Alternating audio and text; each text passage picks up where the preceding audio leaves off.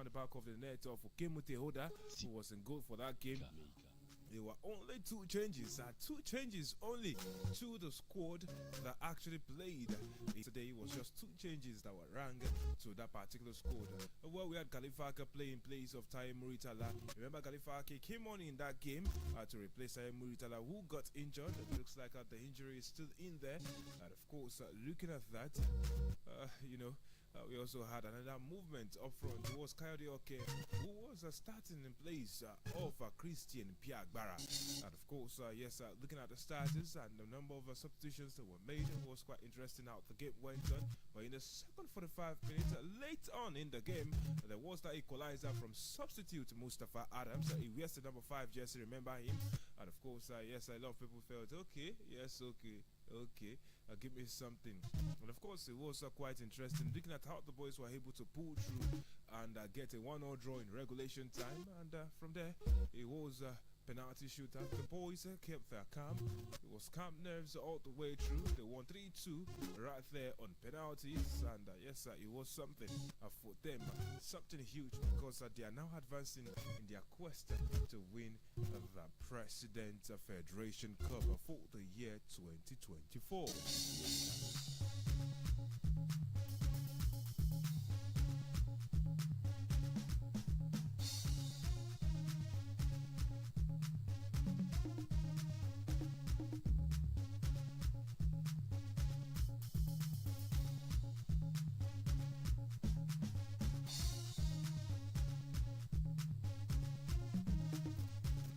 Well, talking about the Federation Cup, the results are still ringing true and true in people's ears.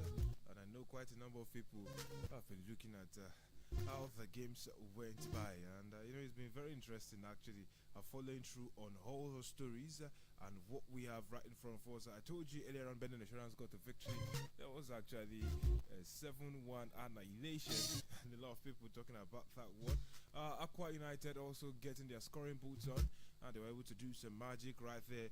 And a lot of people actually say they are enjoying every bit of what they have gotten so far in the FA Cup for the year 2024. Well, that's what I can actually let you know. From that particular side, there will be more games later on today. But then yesterday, let's also mention to you, we actually had, something from the guys down here who played in the city of Ibadan. That's Kenya's very own Beyond Limits Academy.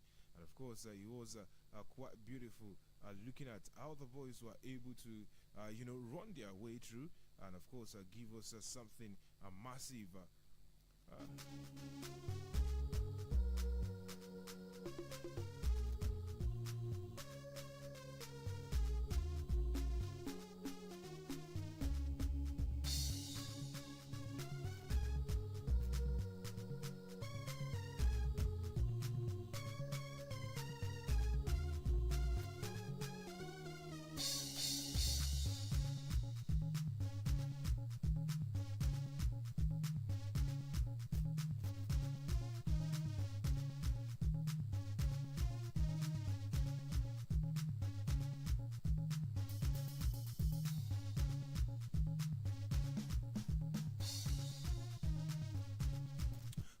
I've got the story right here in front of me, and it's quite interesting. I have to let you know that there's something cooking, and we are going to be having something beautiful, a return to what it used to be back in the days. I remember so many people talking with nostalgia, telling us, okay, we can get something for grassroots, we can actually run something, and of course develop our football right there from the grassroots. Well, of course, looking at what we have in front of me, it's your State Governors Cup, and of course the football competition among public secondary schools in the state.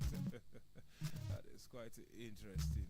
I love it. And of course, I want to see something juicy happen right there for this lad. I mean, come on, what's not to like? This boy is, throwing in beats and, of course, showing us what magic they can actually churn out right there on the pitches. Of course, it means something. Looking at the fact that we can now pay some focus, command some attention at public secondary schools. It's quite interesting.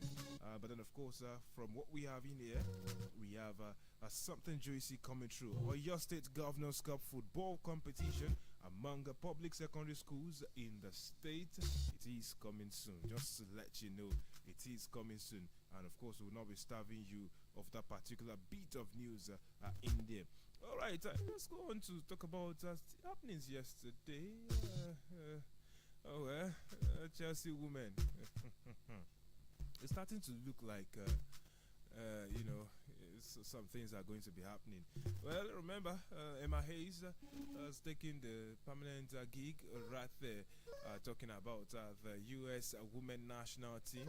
And a lot of people have been talking about the results and their season so far ever since that was actually announced. And now, yesterday, Liverpool women defeated Chelsea women 4-3. Yes, they defeated them 4-3. And it's looking quite somehow when you talk about the league race. And of course, looking at all of this, it was quite something. Anyways, let's leave that too. And let's talk about something that I saw here. Last night, it was quite at the time. Night of the stars, they call it. And of course, some stars are shone brightly, some did not. And here's this one. Jadon Sancho. Let's give you this one. He had 11 successful dribbles against PSG last night, and it's the most completed by a player in a Champions League game this season. Well, of course, it's looking like they want to negotiate with Manchester United, according to what I'm seeing here. Yes, so they are going to be talking. Of course, this is what we have on the table, and it looks like they want to make the deal permanent. But then, a lot in there.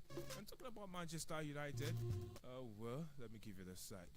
Well, for Manchester United, there are so many rumors circulating now. The rumors are quite about the manager, presently in charge, that's like Erik Ten Hag.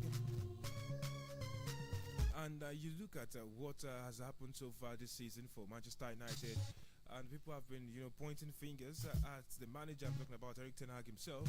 And now, a lot of people are saying, I'm talking about links to Dutch football. You talk about former Dutch national team players. You talk about Ajax men. Some of them saying, okay, the door is quite open, and they are actually holding on. They are holding on for the man Erik Ten Hag to come back. Well, you'll be surprised that you go to Manchester United and you want to come back to Ajax, the place you left for. But then, of course, some people are saying, well, it looks like that is what is going to be happening. And yes, we will give you updates about that. Well, Western Niger added his voice to that and told us, yes, right there. Not us specifically, actually, but then he said it at the, in a public, space, telling people, well, it looks like that is what is hinging at, and it might just be happening. But of course, it will be interesting how that's gone. Well, of course, let's also tell you about this one. Newcastle United, talking about transfer business, they remain interested in Tosin Adarabioyo as a free agent, but it's still not a done deal at this stage. Well, for Tosin, he is considering several options, and the race remains open with Newcastle United among the club's keen. Well, if you're asking, this guy is leaving Fulham as a free agent at the end of the season. This was exclusively revealed last week. And, people are waiting for the final details of his next move in there. Well, talking about Benfica, they are still planning to trigger the buy option clause for Alvaro Fernandez. Who is this guy? Well, it was on the books of Manchester United. Of course, it's quite interesting. They say they want to pay about 6 million euros to get this boy permanently. Well, he's doing well. Benfica are expected to proceed even before the scheduled date. Well, Manchester United's loss, well, it's the gain of Benfica. That's what they say. The guy is one of the best potential left backs a lot of people have seen across Europe. All right, let's also let you know. Yesterday we got confirmation. The Bundesliga has now officially gotten the 5th Champions League spots secured for next season, the same as the Serie A, and nothing for the Premier League. That's it. Right there, talking about these stories, and of course, it's going to be incredible how the details of that one continues in here. All right, story. We have stories right here. Of course, we'll be giving you more of those stories any moment from now. All right, let's start with this one from Gary O'Neill. Yes, talking about England.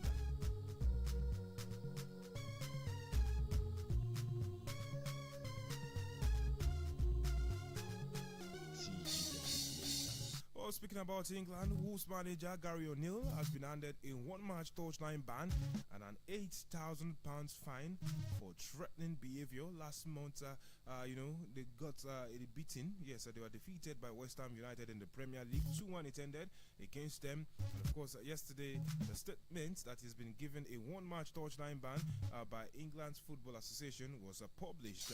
Remember, Wolves were left foaming on the 6th of April when a stoppage time equalizer from Max Kilman was ruled out by the referee, that's Tony Harrington, after a VAR check for offside against Tawanda Chirewa, who was in front of the goalkeeper of West Ham United, Lucas Fabianski. But of course, we had O'Neill describing that call by the referee as a scandalous and horrendous decision. And we had Wolves chairman Jeff Shee, who actually urged the Premier League and referees body to uphold the integrity of the league. And O'Neill was charged for threatening behavior after the referee's call. The FA have confirmed that O'Neill has admitted the charge and will not be able to be in the dugout for the Wolves game at Manchester City on Saturday. So at the Etihad, he will not be there. And of course, after that, they will play in Crystal Palace and then Liverpool in the league, and it's quite interesting. Well, of course, still in England and talking about controversial officiating. Someone is telling us right here that the VAR should have intervened to recommend a penalty review in Nottingham Forest controversial 2-0 defeat in the Premier League to Everton earlier on this month. And that person talking is a referee's body, PGMOL chief. I'm talking about Howard Webb. Webb actually said VAR Stuart Atwell should have recommended the review, which would likely have resulted in a penalty being awarded to Forest after Everton fullback Ashley Young challenged Callum Hudson-Odoi in the second half. Actually, relegation threatened Forest. They were left furious. They had three things they called penalty claims, three penalty claims for them. That was on the 21st of April. And of course, all of them were against one man, Ashley Young. Okay, yes, they issued a strongly worded statement just minutes after that particular game. I know you saw it, I know some of you saw it. It was out there on their social media platform accusing Atwell of being a fan of Luton Town, who are the rivals in relegation of Forest. And of course, you look at that. The league actually told them that they were actually disappointed about what they actually published out there. And Howard Webb is still talking about some of those calls. He says some of those penalty calls by Forest were subjective calls, but the third one should have led to a spot kick for the visitors. And this adds up to all the arguments and controversies that we've seen given right there, talking about Premier League and officiating and VAR. Questions and questions and questions will continue to arise, and of course we'll see what happens in there. Alright, let's head over to Spain, and this time around Atletico Madrid have been ordered to partially close their south stand for 2 matches by the Spanish Football Federation, the RFEF, after Athletic Bilbao player Nico Williams suffered racist abuse in Saturday's La Liga game. A reminder that this man, the referee, Juan Martinez Munuera, stopped the match in the 36th minute as part of La Liga's protocol against racism after he had racist abuse directed at the 21-year-old Spain international who was born in Pamplona to Ghanaian parents. I mean, you choose to represent a country, and fans of the football in that country are actually, churning out racist abuse against you. It's not palatable. Atletico did not respond immediately when they were contacted for comment, but they have also been fined €20,000 and they have 10 days to appeal. Now, here's another thing to add to that. The RFEF said in a statement that the closed area in the stands must display a visible message condemning violent, racist, xenophobic, and intolerant acts in football, as well as supporting fair play. And of course, a lot of people will be looking at the build-up of issues that we have seen in recent time happening out there. Well, this incident is the latest in a series of episodes that have followed the debate around racism in Spanish football. Well, you can't the ones recorded against, Real Madrid's Brazil winger Vinicius Junior. And of course, that's over the last 2 seasons. Also, recently, a Spanish TV station actually fired an analyst, German Burgers, after Barcelona and Paris Saint-Germain refused to give interviews to the network following a comment which was interpreted as racist about Barcelona's player Lamine Yamal. And we also had last month where Etafe were ordered to partially close their central stand for 3 matches following racist and xenophobic abuse of fat by a manager, that's Sevilla's manager Kike Sanchez Flores and their player Marcos Acuna in a La Liga game. And it's the same day we actually had a Spanish third division match actually suspended after one of the goalkeepers confronted a rival fan who actually was racially abusing him. And the details on that one is quite something. So we'll see how it goes in there. And of course, more stories in abundance coming from different angles, and I know a lot of people will be talking about this one. But let's go over to the world of Formula 1, where Formula 1's most sought after designer Adrian Newey will leave Red Bull in 2025. That's after 19 years at the Formula 1 team. This is from a statement that was published by Red Bull Racing. Well, of course, it was reported last month that the Briton, I was talking about Adrian Newey, told Red Bull he wanted to move on following allegations about team principal Christian Horner. Well, a reminder also that Horner was cleared in February of alleged misconduct towards a female employee who has lodged an appeal against the outcome. And of course, there's a statement right there from this man. I'll quote him here. In quote now, for almost 2 decades, it's been my great honor to have played a key role in Red Bull Racing's progress from upstart newcomer to multiple title winning team. And of course, he continues.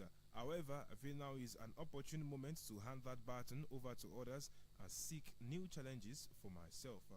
Well, let's look at this man's record, shall we? For Newey, his cars have won 25 drivers and constructors championships for Williams, McLaren, and Red Bull.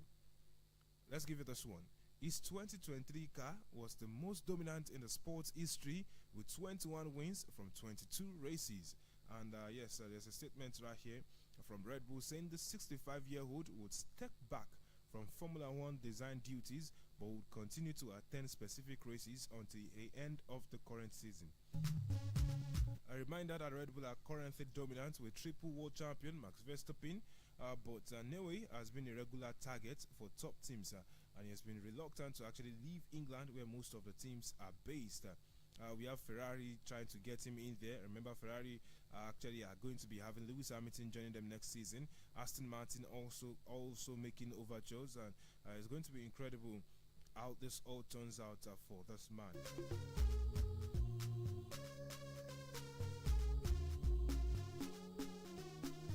Alright, let's look at the story. What number one in the world of tennis? I'm talking about Novak Djokovic. Well, of course, there was a statement coming from him, and he thanked this longtime fitness coach Marco Panici for his years of service. That's to signal the end of their working relationship in the latest shake-up in the 24-time Grand Slam winners camp. Oh, wow. Well, of course, the Serb Djokovic actually said last week that he was considering going without a coach after ending a 5-year partnership with another of the coaches, a Croatian, that's talking about Goran Ivanisevic last month, and that's following his early exit from Indian Wells. And a reminder that the Italian Marco Panici actually joined the Djokovic fitness team as a fitness coach in 2017. And a lot of people have been talking about Djokovic and what's been happening in recent times. Well, of course, Djokovic skipped the Madrid Open this year to focus on the Grand Slams and the upcoming Paris Olympics, but he plans to compete in Rome, and that's quite incredible looking at that story. So yes, we're waiting to see the update from Novak Djokovic's camp and what we can get in the coming days, from this man. And of course, a lot of people will be eager to see how the guys actually keep on churning out quality and give us a fine movement right there, talking about the world of tennis. Well, of course, This is as much as time permits me to take right here on Sport Tit Bits this very beautiful Thursday morning. Thank you very much for staying right here with us on the show. And of course, those on OLUYOLEFM FM 96.3, thank you very much. Agitated FM 92.1, thank you very much. Lots of you following on our YouTube live pages as well as our Facebook live page. Thank you very much for joining this with us. We come again tomorrow morning with another fine rendition of Sport Tit Bits for Friday. And of course, it will be a swell time, I promise you. My name is Victor Opene. Say my BYE. Have a swell day. Good afternoon, sir. Maria, where are you coming from under this hot sun? I went for ANC and I passed through the market. I'm glad you are taking your clinic seriously. It's very important for the baby. Very true, sir. The vaccines I got today will help ensure I have a safe pregnancy for me and my baby. Are you also collecting vaccine? Interesting. It's like everybody is getting vaccines nowadays, so even unborn children. Yes, so I got vaccines for COVID and tetanus, and that will protect me and my unborn baby.